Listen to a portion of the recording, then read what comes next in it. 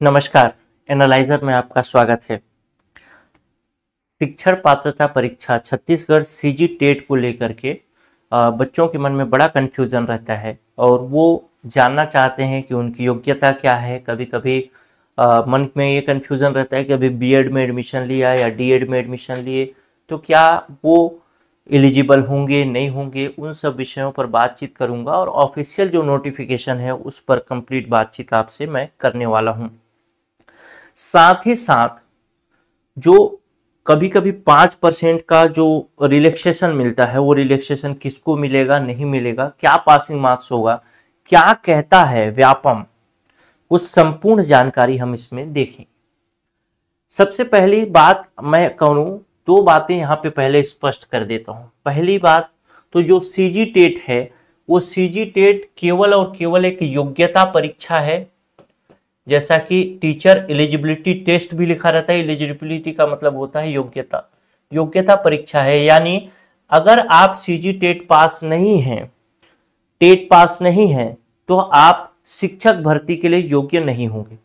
ये किसी भी प्रकार से पास करने पे आपको शिक्षक की नौकरी नहीं मिलेगी, ऐसी गारंटी ये नहीं देता। दूसरी बात कि प्राइमरी स्कूल या प्राइमरी एजुकेशन की बात करें, प्राथमिक शिक्षा की बात करें, कई बच्चे इसमें भी कंफ्यूज रहते हैं। प्राथमिक शिक्षा में तो प्राथमिक शिक्षा के दो भाग होते हैं। प्राथमिक शिक्षा कहां से कहां तक होता है तो कहें कि पहली से लेकर के प्राथमिक शिक्षा की बात करें तो क्लास 1 से लेकर के क्लास 8 तक होता है। लेकिन इसके दो भाग होते हैं, पहला एक पहली से 5वीं तक और दूसरा होता है 6वीं से 8वीं तक का। ठीक है, पहली से 5वीं और 6वीं से 8वीं। पहली से 5वीं जो होता है उसको बोलते हैं लोअर प्राइमरी एजुकेशन या लोअर प्राइमरी स्कूल। 6वीं से 8वीं तक होता है उसको बोलते हैं अपर प्राइमरी एजुकेशन। ठीक, यहां तक आपको समझ में आ गया होगा तो आगे आपको बातें समझ में आएंगी। ठीक, चलिए अब आगे बात समझने की कोशिश करते हैं।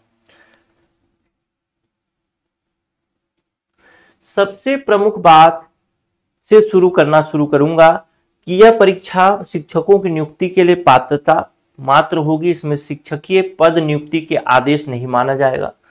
दूसरा नंबर पॉइंट कहता है कि प्राथमिक और उच्च प्राथमिक के लिए अलग अलग परीक्षा आयोजित होगी। जैसा कि मैंने बताया, लोअर प्राइमरी पहली से 5वीं और अपर प्राइमरी यानी 6वीं से 8वीं के लिए अलग अलग परीक्षाएं देनी होगी।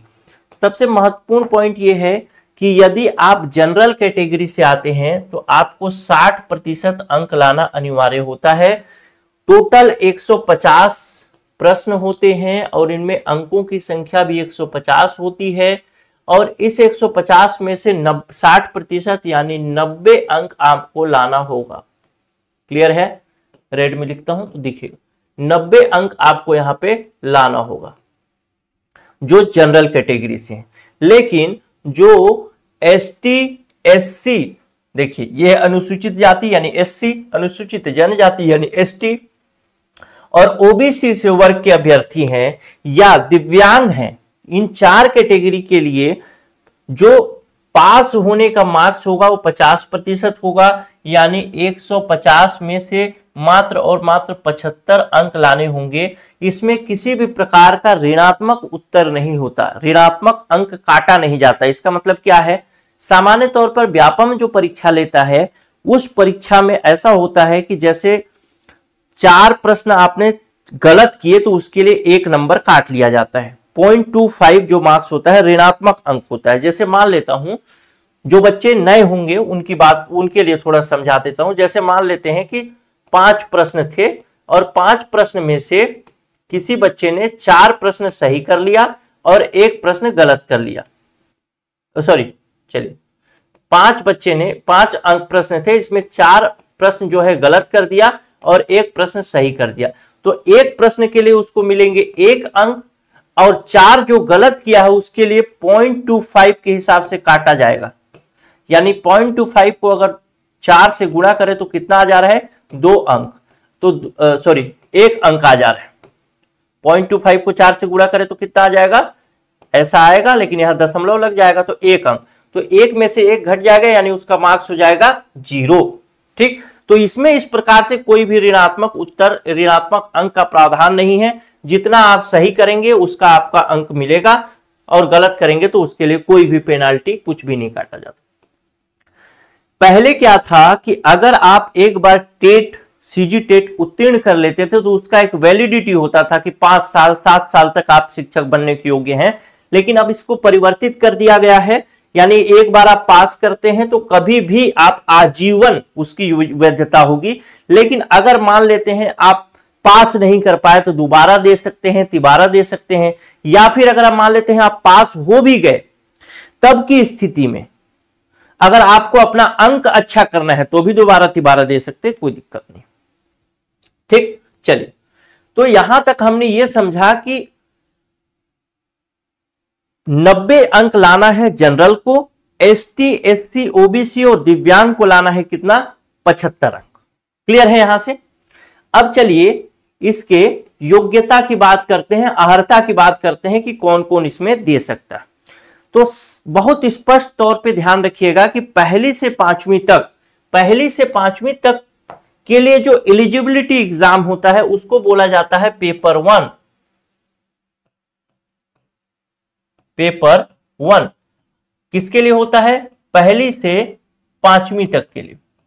और जो पेपर 2 होता है वो होता है 6वीं से 8वीं तक के लिए।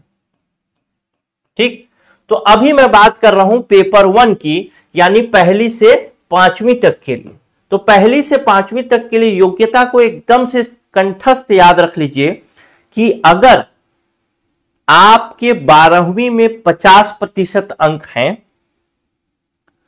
और साथ में आपने डीएड, डीएलएड कुछ भी किया है, बीएड भी जो है वो प्राइमरी एजुकेशन का ही है, ध्यान रखेंगे। पहले बीएड को योग्यता के अंतर्गत माना जाता था प्राइमरी में पढ़ाने के लिए, लेकिन सुप्रीम कोर्ट का डिसीजन आया कि भाई जो बीएड वाले हैं वो प्राइमरी वालों को नहीं पढ़ा सकते। तब की स्थिति में बस 2 ही योग्यताएं आपको याद रखनी है। पहला कि आप 12वीं पास हो और इसमें भी आपका 50% अंक हो, साथ ही साथ आप डीएड किए हुए हों, डीएलएड किए हुए हों, कोई दिक्कत नहीं। ठीक, डीएड किए हों, डीएलएड किए हुए हों, कोई दिक्कत नहीं है, दे सकते। मात्र बीएड वाले इसमें अब नहीं भर पाएंगे। पहली से पांचवी तक में बीएड वाले, बीएड के अभ्यर्थी जो हैं वो नहीं भर पाएंगे। बीएड बोले या बीएलएड बोले, जो भी बोले, वो लोग अब नहीं भर पाएंगे। क्लियर है? चलिए, 50% अंक होना अनिवार्य है। लेकिन जिनका 50% अंक नहीं है वो भी हताश मत हो, उसके लिए भी व्यापम ने व्यवस्था कर रखी है। वो व्यवस्था अभी नीचे देखेंगे।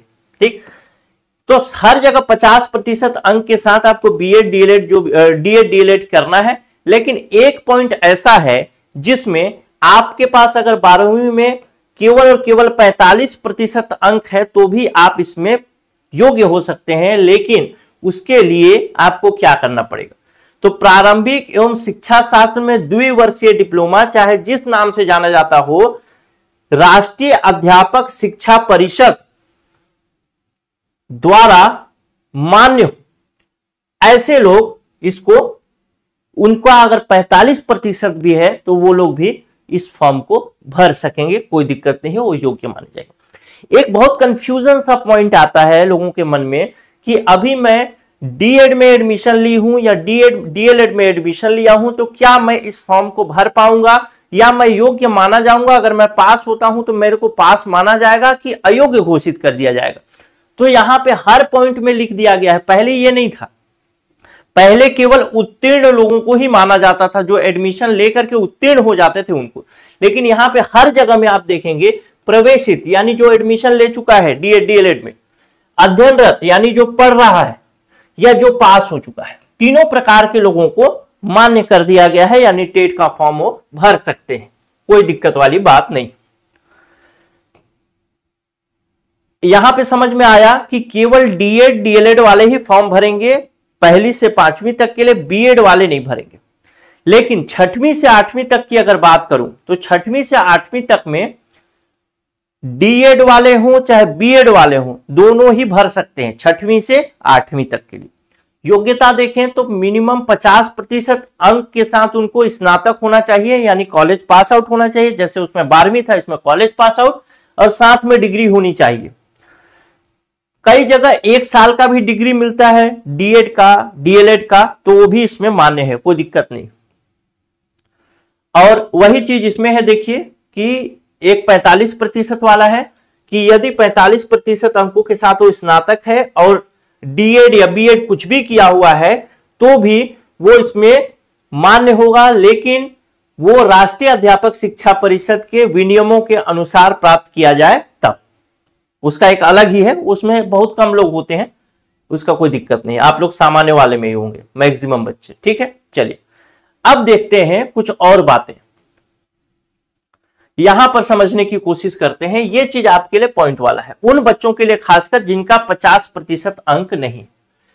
तो जिनका 50% अंक नहीं है उनके लिए बात किया गया है कि यदि वह अनुसूचित जाति का है यानी एससी है, अनुसूचित जनजाति का है यानी एसटी है, अन्य पिछड़ा वर्ग से आता है यानी ओबीसी है, या दिव्यांग है, उन सभी को जो 50% का जो था, 50% वाला था, उनको केवल 45% में ही वो फॉर्म भर सकते हैं, कोई दिक्कत नहीं है। और जहां पर 45% बताया वो केवल 40% में फॉर्म भर सकते हैं, कोई दिक्कत नहीं। ध्यान रखें, एक ही जगह 45% दोनों में आया है, बाकी हर जगह 50% की मांग की गई है।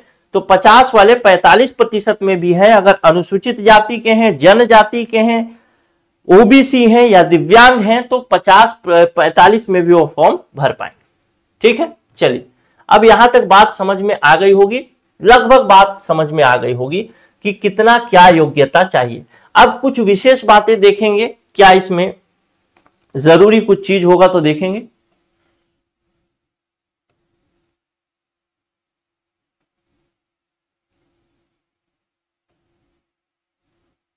चलिए इसमें और कोई जरूरी चीज वैसा नहीं है। इसमें फिर सिलेबस के बारे में बताया गया है कि कैसा प्रश्न पूछा जाएगा। तो प्रश्न, एक प्रश्न होगा, उसके 4 विकल्प होंगे, 4 में से एक विकल्प आपको चुनना पड़ेगा। कितने घंटे का पेपर होता है? टोटल 150 प्रश्न होंगे, तो 150 प्रश्न 2.5 घंटे, 2 घंटे 30 मिनट की अवधि में आपको पूरा करना होगा। 2 प्रश्न पत्र होंगे, पहला प्रश्न पत्र तो मैंने बताया पेपर 1 और दूसरा पेपर 2। पेपर 1 किसके लिए बताया? 1ली से 5वीं तक के लिए। पेपर 2 बताया 6वीं से 8वीं तक के लिए।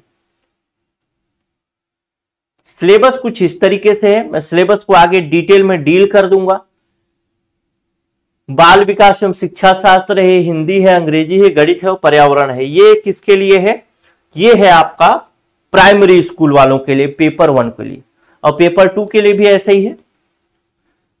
बाल विकास है, भाषा है जिसमें हिंदी अंग्रेजी 2 है, 30-30 अंक के पूछे जाएंगे। गणित और विज्ञान से 60 अंक के, जो साइंस ग्रुप वाले होंगे उनके लिए, और सोशल साइंस यानी सामाजिक विज्ञान वाले होंगे उनके लिए 60 अंक पूछा जाएगा।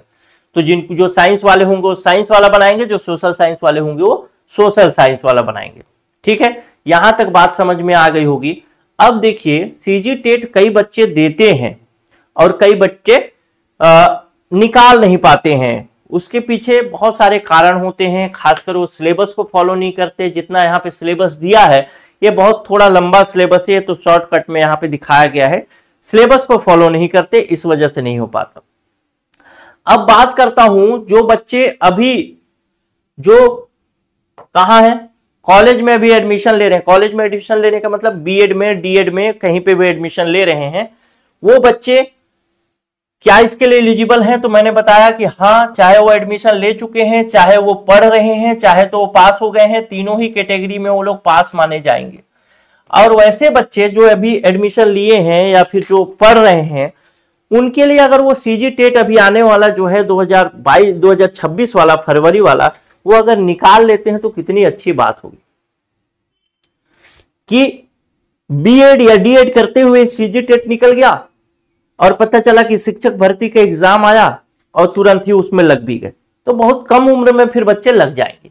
ये एक इसका लाभ आपको देखने को मिलेगा, इसका एक फायदा आपको देखने को मिलेगा जो बच्चे अभी अध्ययनरत हैं वो। और जो बच्चे फेल हो जाते हैं उनकी तकलीफ तो है ही। टेट में लगता है बहुत आसान है, लेकिन फेल बहुत सारे बच्चे होते हैं, आसानी से पास नहीं होते। ठीक, अब देखिए सीजी टेट के लिए 2026 जो फरवरी में होने वाला है, फरवरी में जो होने वाला है, इसके लिए एक ऑनलाइन कोर्स भी हमने चालू किया है। इस ऑनलाइन कोर्स में जैसे पेपर 1 है, जैसे मैंने बता चुका हूं कि पेपर 1 क्या है, पेपर 2 क्या है। पेपर 1 मतलब पहली से 5वीं, पेपर 2 मतलब 6वीं से 8वीं। इन दोनों के लिए कंप्लीट वीडियो कोर्स उपलब्ध है। अगर आप चाहते हैं तो बहुत ही कम फीस में इस वीडियो कोर्स को ले सकते हैं। इस वीडियो कोर्स के साथ साथ, मतलब वीडियो कोर्स के साथ आपको पीडीएफ भी मिलेगा, तो एग्जाम के टाइम में आपको रिवीजन में कोई समस्या नहीं होगी। तो वीडियो प्लस पीडीएफ दोनों चीज है। ठीक है, वीडियो प्लस पीडीएफ। अगर आप कोर्स लेना चाहते हैं तो उसके विषय में भी, फीस के विषय में भी बता देता हूं। पेपर 1 का फीस जो हमने रखा है वो है डिस्काउंट करके, अभी आपको अगर शुरुआत में ज्वाइन करेंगे 50 या 60 बच्चों के लिए डिस्काउंट ऑफर है, तो शुरुआत में ज्वाइन करेंगे तो मात्र और मात्र 999 रुपए में आपको ये मिलेगा। वैसे ही पेपर 2 भी मात्र और मात्र 999 रुपए में आपको मिलने वाला है। तो ये कोर्स अगर आप लेना चाहते हैं, पेपर 1 या पेपर 2, ऐसे बच्चे भी होंगे जो पेपर 1 और पेपर 2 दोनों लेना चाहते हैं, तो ऐसी स्थिति में 999 धन 999 मतलब कितना हो जाए, 9 दूना 18 के 8 हासिल 1, 9 दूना 18 के 19 के 9 हासिल 1, 9 दूना 18 के 19, 1998। लेकिन दोनों पेपर एक साथ लेंगे तो आप मात्र 1499 रुपए में आपको मिल जाएगा। दोनों कंप्लीट वीडियो क्लास होगा, पीडीएफ होगा, एग्जाम तक वैलिडिटी होगी, जब तक आपका ये जो 2026 वाला फरवरी में जो एग्जाम है वो एग्जाम नहीं हो जाता तब तक। ठीक है, ये कोर्स आप लेने के लिए व्हाट्सएप कर सकते हैं, नंबर बता देता हूं 94 064 21 014। इस नंबर पे व्हाट्सएप करिएगा और बताइएगा कि मुझे कोर्स लेना है, तो मात्र 999 रुपए में आप ले पाएंगे। आप चाहें तो इस कोर्स को एप्लीकेशन से भी खरीद सकते हैं। नीचे ऐप का लिंक दिया होगा डिस्क्रिप्शन में, द एनालाइजर का, उस द एनालाइजर को डाउनलोड करिएगा, वहां से भी खरीद सकते हैं। लेकिन अगर वहां डायरेक्ट आप ऐप में पेमेंट करेंगे तो आपको ये पड़ेगा 1118 रुपए का, 1118, हाँ 1118 नहीं, कितना हो जा रहा है, हाँ 1180 रुपए का पड़ेगा, 1180 रुपए का। ऐप से खरीदेंगे डायरेक्ट तो 1180 का होगा। इसलिए होगा क्योंकि वहां पे आप पेमेंट करेंगे तो आपको जीएसटी देना होगा, तो जीएसटी के साथ पेमेंट करेंगे तो आपको ये पेमेंट करना होगा। डायरेक्ट अगर व्हाट्सएप में मैसेज करते हैं तो आपको ये पेमेंट करना होगा 999 रुपए का मात्र। ठीक, और अगर आपको दोनों पेपर लेना है तो 1499 रुपए में दोनों पेपर ले सकते हैं और अपनी तैयारी शुरू कर सकते हैं। मैं सारी जानकारी कोर्स के विषय में भी, सभी विषय में बता चुका हूं। 5% का जो कमी वो मिलता है, रिलैक्सेशन मिलता है, उसके विषय में बताया हूं। उम्मीद करता हूं कि आपको ये वीडियो पसंद आया होगा, चीजें समझ में आई होगी। मिलता हूं किसी अगले वीडियो में। नमस्कार, जय हिंद। और हाँ, एक चीज और बता देता हूं, इसके लिए एक व्हाट्सएप ग्रुप है, जो लोग भी तैयारी कर रहे हैं उनके लिए ग्रुप बना दिया है, तो उसका लिंक नीचे डिस्क्रिप्शन में मिल जाएगा। उस व्हाट्सएप ग्रुप के लिंक से जुड़िए। टेलीग्राम चैनल का लिंक भी नीचे डिस्क्रिप्शन में मिल जाएगा, उससे भी जुड़िए। ऐप भी डाउनलोड करिए, क्योंकि बहुत सारे पीडीएफ, जैसे ये पीडीएफ आपको चाहिए, खुद पढ़ना है, तो आपको ये टेलीग्राम में मिल जाएगा। ठीक है, नमस्कार, जय हिंद।